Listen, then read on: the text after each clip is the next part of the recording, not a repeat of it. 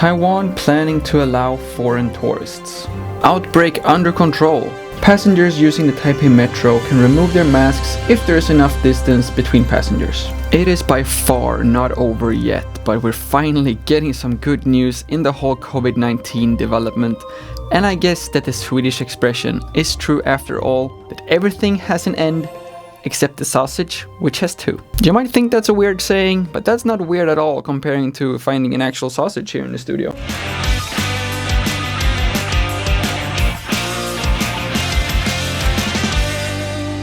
Hi everyone and welcome back to another video. My name is Lukas Engström. I have lived in Taiwan for 8 years and I spend most of my time making videos about exploring and enjoying Taiwan. Today, as I'm recording this video, is June 7th, 2020. That means that it's 56 days since the last local infection of COVID-19 here in Taiwan. And what's so special about day 56? Well, that means that it's the fourth consecutive 14-day infectious period without a single local case. Now, I really don't want to jinx anything here, but if the doctors are correct regarding the 14 days infectious period, then statistically, I am 400% confident that Taiwan officially has beaten COVID-19. Now, I know that the situation in literally the rest of the world is far more depressing and almost every country is still counting the death rates on a daily basis, which is something that we in Taiwan haven't had to worry about for almost 2 months. Instead, here in Taiwan, we're counting the days until everything is back to normal, all the restrictions has been lifted, and we start to accept international visitors again. And although this is only on the draft stage right now, the Taiwanese government has actually come up with a 3-stage plan in order to bring everything back to normal and hopefully, by the looks of it right now, allowing international visitors to come here again by the end of this year. So mom and everyone else who's watching this video, it's time to renew your passport, mark your calendars, start looking for most likely super cheap flights, and start to plan your next visit to Taiwan. And to celebrate this, I just quickly want to share my top 10 list of things that I wish that I knew before I came to Taiwan the first time. Now, if you're already subscribing to my channel, then you know I already made a video about my top 10 tips for first-time visitors and a top 10 for long-term visitors. So consider this video episode 1 of the same series, and after you watch this one, check out my other 2 videos for some more tips and recommendations. Number 10, and actually the most important one during these circumstances, is to make sure that you're updated regarding the whole COVID-19 situation. You may need to be in quarantine once you get back to your own country, depending on your own country's regulations. Number 9, and now it's actually time for the real tips and things that I wish I knew before coming to Taiwan the first time. Number 9 is that Taiwan is not only Taipei. Now, don't get me wrong, I love Taipei and I really think it's an amazing city, but Taiwan is so much more than the capital. For example, if you want the best beaches, then in my opinion, you should head down to Kenting. If you want the most epic scenery, you should head east to Hualien and Taroko Gorge. If you want an out-of-this-world temple experience, you should check out Kaohsiung and Fuguanshan. And if you want to see one of the tallest buildings in the entire world, I guess you can stay in Taipei. Number 8, and something that I didn't do at all before coming to Taiwan, research. There is so much to do here in Taiwan and it's all spread out, covering the entire country. So I'm sorry to say, but you will probably not have time to explore everything. I have been here for 8 years, but I feel like I've only scratched the surface of what Taiwan has to offer. Literally yesterday, I visited a national park, a mountain, I passed by a waterfall. I didn't stop because, it's just a waterfall. Taiwan has like thousands. A volcano and the beach all in one afternoon. And if you want more information about that epic afternoon, please make sure to subscribe to my channel because there will be a separate video within the next couple of weeks. Now, if you've done your research properly, then you will soon discover that you will need a scooter, a car, or a personal driver in order to see all these amazing places Taiwan has to offer. So, since you won't be able to visit Taiwan for the next couple of months anyway, you have plenty of time to take that motorcycle license because having a motorcycle or scooter in Taiwan is the best way to explore the island. Now, speaking about transportation, although this didn't exist when I first came here to Taiwan, I highly want to recommend the two services called Wemo and GoShare, which is two of the main rent-a-scooter services we have up here in Taipei. I'm sure you're familiar with the concept. Download an app, you have a map where you see the different locations. You can just pick one up, ride it for a couple of minutes, a couple of kilometers, and then basically drop it anywhere else you want in Taipei. One thing to note is that Wemo currently only offers 50cc scooters, which allows you to use an international car license in order to rent a scooter and head out straight into the Taipei traffic. GoShare, on the other hand, they have a mix of both 50 and 100cc scooters, which means that you would need an international motorcycle license.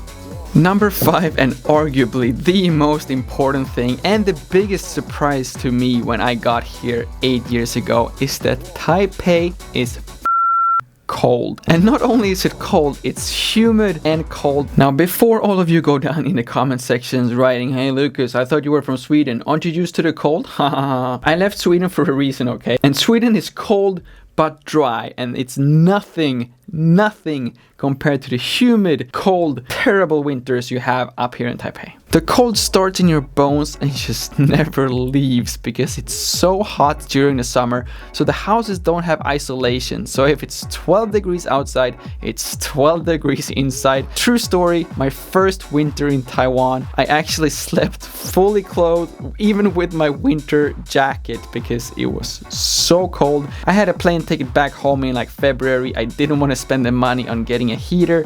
Biggest mistake of my life. So if you're in Taiwan and you will have your own apartment anytime between December and March, just get one of these heaters and then sell it secondhand on Facebook or whatever, but you will need one of those heaters. Next thing, and something that will warm you up even during the coldest of the Taipei winter days, is food. And this is a big one because something I did not realize before coming to Taiwan is that Taiwanese people are crazy about food. Now, you have to understand, food is literally everything for a Taiwanese. It's so important to them, so most of the time they don't even start a conversation with asking like, "Hi, how are you?" They start a conversation with saying, "Have you eaten yet?" And if you try to ask a Taiwanese person that you're gonna go to a new city, you're gonna go explore during the weekend, and you mention that, "Hey, I'm gonna go to this and that city, what should I do?" You're not gonna get a list of like sightseeing spots or some activities to recommend. You're gonna get a menu. And for some reason, every city seems to have their designated dish, which just happened to be agreed upon by Taiwanese that is the best one in Taiwan. With that said, if you do come to Taiwan, don't be afraid, and you should definitely check out beef noodle soup, bacon dumpling, and the snowflake ice, which is just as delicious as it is Taiwanese. Another thing that really surprised me before I came to Taiwan, which isn't really that important to know, but that is that everything is just super easy, and now there's even an MRT directly from the airport all the way into Taipei, and from there you can explore the entire city without even knowing a single word in Chinese. So if anyone has been hesitant on coming here to Taiwan, don't worry, as long as you understand just the basic English, you're gonna be just fine.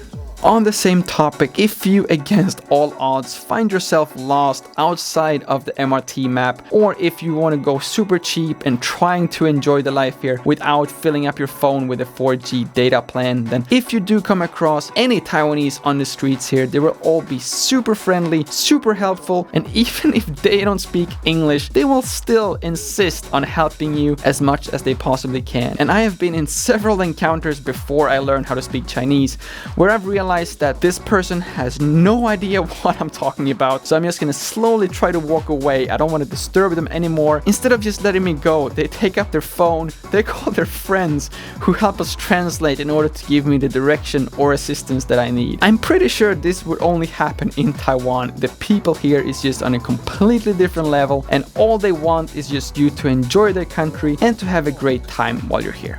So if you ever had any plans to come and visit Asia, come visit Taiwan, but you still don't have that confidence because you don't speak the local language, don't worry, and I've done some traveling myself. I do honestly believe that Taiwan is the best country for first-time Asian visitors because, first of all, the people are just on a completely different level of friendliness, and everything else is also very Western and English friendly compared to some other places in Asia. With that said, we're now at the end of this video and at the end of my list of things that I wish I knew before coming to Taiwan. And at the top of my list is actually a person. I wish I had known someone who had been in Taiwan for a while, who was a little bit more familiar with the life in general. I'm not saying that I felt lonely or anything like that. It's just that I have now realized that I missed out on so many things during my first couple of years here in Taiwan because I didn't know anyone who had lived here longer than me. I had friends, we were exploring Taiwan on a daily basis, but we all explored Taiwan together, so we all learned everything at the same time. So I didn't have anyone that could explain things to me, so I had to go through the long way and make all these mistakes by myself, which could be a good thing, I guess. But for example, I had no one who told me that I could actually use the Easy card for the MRT to pay with at 7-Eleven. I had no one who told me that you shouldn't go to Mao Kong Gondola on the Monday, and most importantly, no one ever told me that you can get extra espresso shots once you get your iced latte at 7-Eleven. So if you are a foreigner watching this video, you are thinking about coming to Taiwan, please don't hesitate to reach out to me if there's anything at all I may be able to assist with. 21-year-old Lukas would have been super grateful just having someone in their contact list that maybe have a little bit more experience about the country, the culture, that speaks a little bit of Chinese, and just having that backup just in case to make the life a little bit easier and to fully enjoy the life here in Taiwan. Now I want you to understand that I'm 100% serious here, and I'm not saying this to get more followers on Instagram or Facebook. You don't even have to follow me, just send me a direct message. If I can help, it will be my honor, it will be my pleasure. If you're a foreigner watching my videos, I just want you to come here and enjoy Taiwan as much as I have over the years. That was everything for this video and my top 10 things I wish I knew before coming to Taiwan. If you've watched to the end, please support me by subscribing to my channel. Please check out my social media. Okay, that I said just to get more followers on my Facebook and Instagram. See the difference? And if you want to support me even more, you can check out patreon.com/LukasEngström, where you can become a monthly sponsor and help me produce more and better videos. Regardless, I hope I will see you back here on YouTube by next week, and that I will also see you here in Taiwan by the end of the year. Thank you all so much for watching, and I'll see you in the next one.